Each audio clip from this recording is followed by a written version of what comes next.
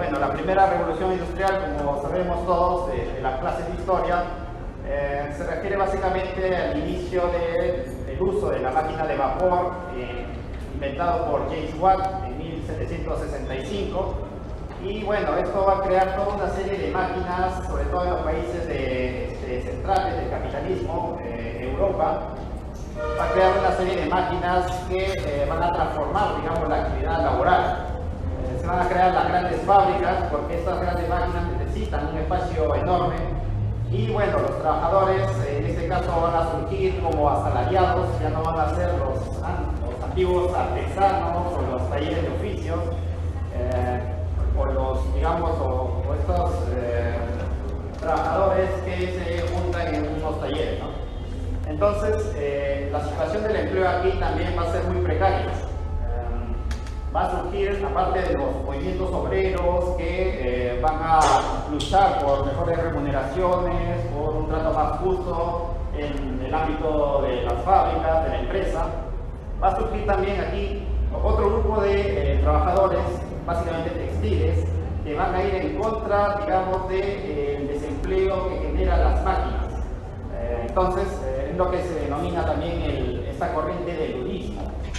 El ludismo básicamente surge con este objetivo de que las máquinas no les quiten el empleo a los trabajadores textiles. Hay un estudio reciente sobre el ludismo, que es del año 2006, bueno, relativamente reciente, de Stephen Young, que señala, en su libro Against Technology, que se denomina en español Contra Tecnología, del ludismo al neoludismo. Stephen Young señala que lo que ahora actualmente conocemos como los neoludistas, que son más o menos los que están en contra de toda tecnología, es muy diferente al ludismo del siglo XIX.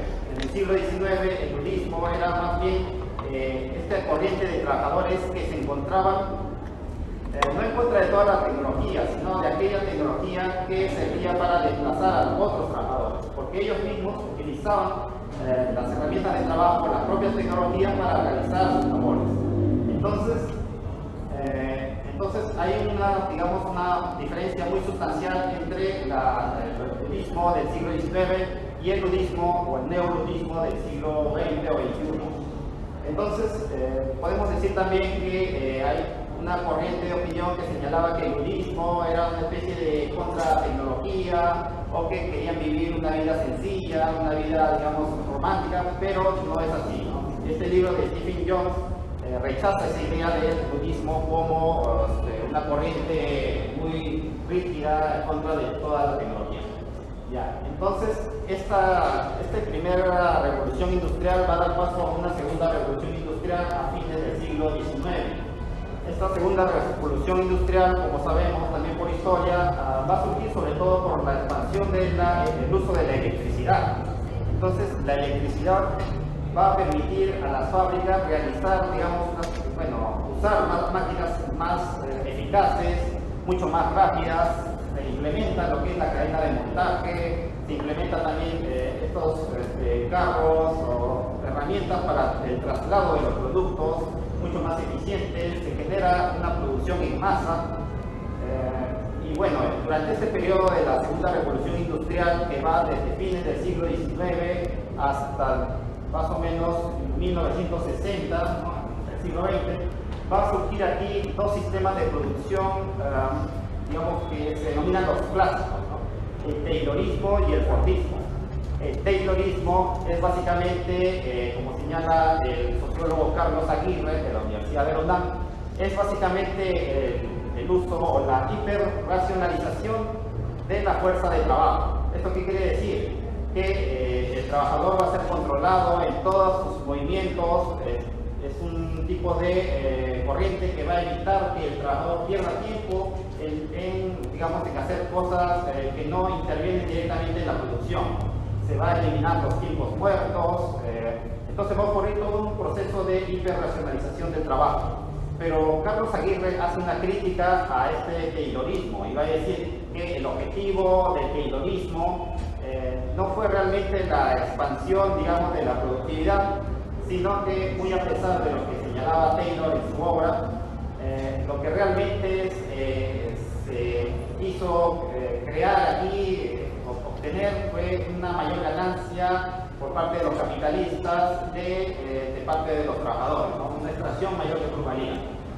Y esto va a ocurrir también en el siguiente sistema productivo, el Fordismo. A diferencia del Taylorismo, el Fordismo lo que hace es implementar las máquinas, unas maquinarias que van a permitir una mayor eficiencia, una mayor productividad en las fábricas. Y básicamente el modelo paradigmático del Fordismo va a ser la cadena de montaje. Entonces, esta cadena de montaje básicamente se refiere al traslado de los productos a través de la fábrica y, bueno, el trabajador evita ya trasladar. Entonces, el producto va a cada trabajador y, digamos que estos trabajadores producen de una manera más rápida el producto. Entonces, aquí se generaliza lo que es, digamos, la producción en masa, la producción estandarizada y también la producción a través del uso de las grandes fábricas, ¿no? Entonces, todo este periodo del Fordismo va a estar dominado por las grandes fábricas, por aquellos derechos laborales que nosotros conocemos actualmente, la jornada laboral. Todo este periodo va, digamos, surgir, va a consolidar todos los derechos sociales que habían iniciado en el siglo XX, ¿no? En los inicios.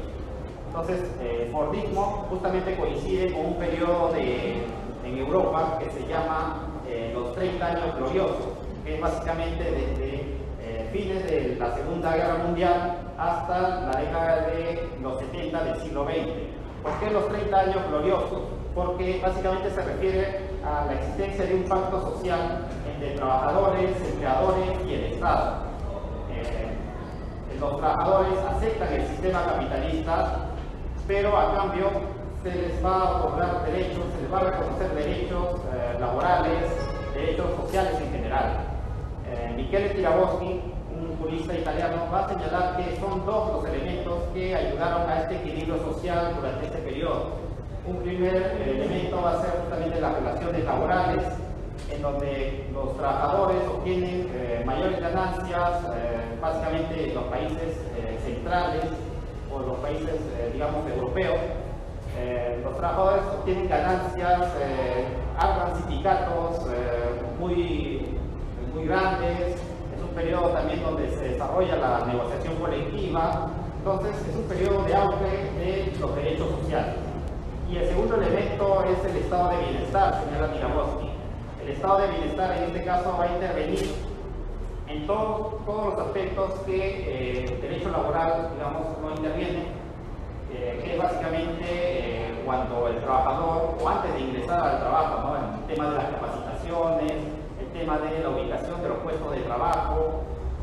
Otro elemento también, durante el desarrollo laboral, también interviene el estado de bienestar. ¿En qué sentido? Cuando el trabajador no puede realizar sus labores por un accidente o por una enfermedad, digamos, ocupacional. Entonces ahí interviene también el estado de bienestar. Y finalmente, cuando las labores terminan, y es el caso paradigmático de la jubilación, ¿no? Entonces, el estado de bienestar va a intervenir en todos estos aspectos donde no haya una relación de subordinación directamente con el empleador. Esto es lo que señala Tiraboschi. Y bueno, aquí tenemos el modelo de producción principal de este periodo, que es el Fordismo, ¿no? Pero ya hacia la década de los 60, como he mencionado, se inicia una tercera revolución industrial, también denominada revolución de las computadoras o revolución digital. En este caso, como su propio nombre lo indica, se va a generalizar el uso de las computadoras. Aquí es donde también surge el teletrabajo. El trabajador, en este caso, ya puede realizar sus labores fuera del ámbito del centro laboral, puede realizarlo en su casa o en cualquier otra parte alejado del trabajo, del centro laboral. Este periodo también incluye la crisis de los años 70, la crisis del petróleo de 1973 en adelante, en donde también es un periodo de auge del neoliberalismo, lo que se va a traducir en los derechos laborales en una reducción o desregulación de los derechos laborales en general.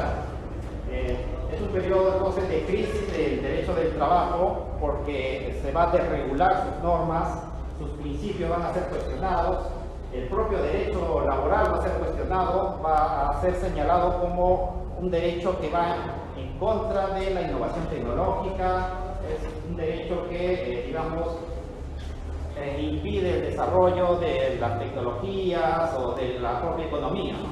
Lo que Antonio Bayo señalaba como la culpabilización del derecho del trabajo. Es decir, echar la culpa al derecho del trabajo de todos los males, de todas las crisis económicas existentes. Y entonces, en base a ese paradigma, nuevo paradigma, se va a, digamos, implementar toda una serie de nuevos derechos laborales que van a ser disminuidos prácticamente, ¿no? Y esto incluye también el tema de la globalización y la tercerización laboral, o en general la descentralización productiva, ¿no? Las empresas ya no van a ser las grandes empresas del fordismo, sino que van a ser empresas, van a reducir su tamaño, pero sus posibilidades de expandirse, digamos, por otros países se va a incrementar. La tercerización va a permitir eso, que un producto sea realizado en diversos países, de tal manera que se abaratan los costos laborales, como señala esta corriente, ¿no? Entonces surge en este periodo también lo que se ha denominado el toyotismo, que es un sistema de producción que no se desarrolla tanto como el fordismo, el taylorismo en Japón, pero que, y este toyotismo básicamente se refiere digamos, al uso de lo que en inglés se llama el just in time, ¿no?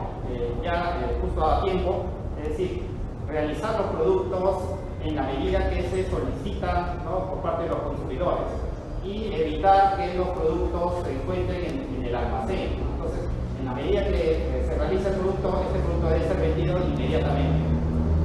Entonces, este toyotismo en la década de los 80 va a ser trasladado a Europa, lo que se ha denominado también la occidentalización del toyotismo.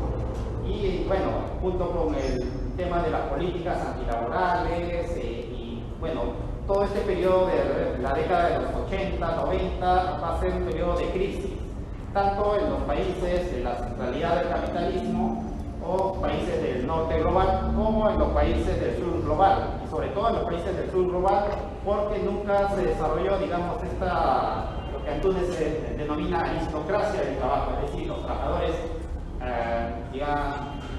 los trabajadores estables, con altas remuneraciones, no, en nuestros países, digamos que fue escaso este desarrollo. Básicamente este desarrollo fue en Europa. Entonces tenemos la crisis del derecho del trabajo ya en el periodo de la tercera revolución industrial, y algunos autores han señalado que el siglo XXI da inicio a una cuarta revolución industrial.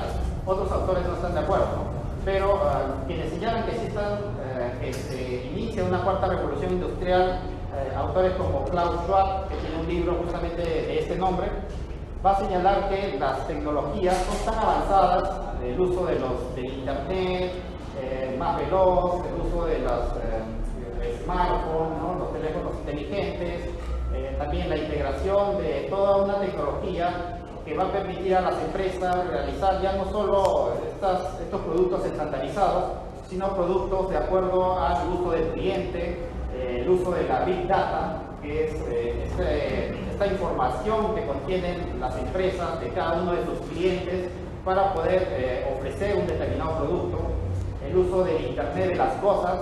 ¿Qué quiere decir Internet de las cosas? El uso de estas tecnologías que integran a través de la red una serie de aparatos y en general máquinas, ¿no?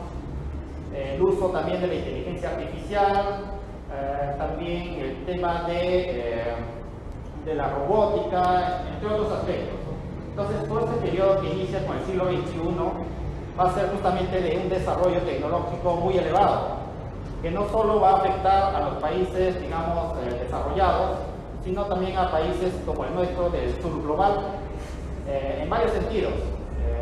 Ricardo Antunes señala que esta afectación puede ser tanto en la extracción de los minerales para la formación de estas tecnologías, por ejemplo, la explotación que hay en las minas, ¿no?, como en la propia elaboración de estas tecnologías. Es el caso de los países, por ejemplo en China, donde se les paga bajas remuneraciones a los trabajadores para que armen productos que en el mercado salen con un precio bien elevado, ¿no? En el caso de las Apple, por ejemplo, ¿no? En Foxconn, una empresa china del año 2013, estos trabajadores realizaban también este armado de productos de la Apple y bueno, ocurrió que su explotación era tan alta que muchos se suicidaban. Entonces la empresa lo que hacía, algo casi, digamos, muy irónico, era que en los contratos se les ponía que los trabajadores no estaba permitido suicidar. O en último caso también ponían mallas en las ventanas para evitar eso, ¿no? Entonces es toda una lógica de la tecnología que va en contra, digamos, de los trabajadores y siempre privilegia el capital financiero, básicamente de las multinacionales. Esta es, digamos, la crítica que se hace al uso de la tecnología. No se critica aquí la tecnología en sí, porque la tecnología puede servir también para que los trabajadores puedan reducir su jornada de trabajo al incrementar, digamos, la productividad. La tecnología permite también una mayor productividad, una mayor eficiencia, una elevación de los estándares de calidad de los productos o también la reducción de los costos de estos productos. Pero digamos que esto ya depende de la política tecnológica que se tenga. Entonces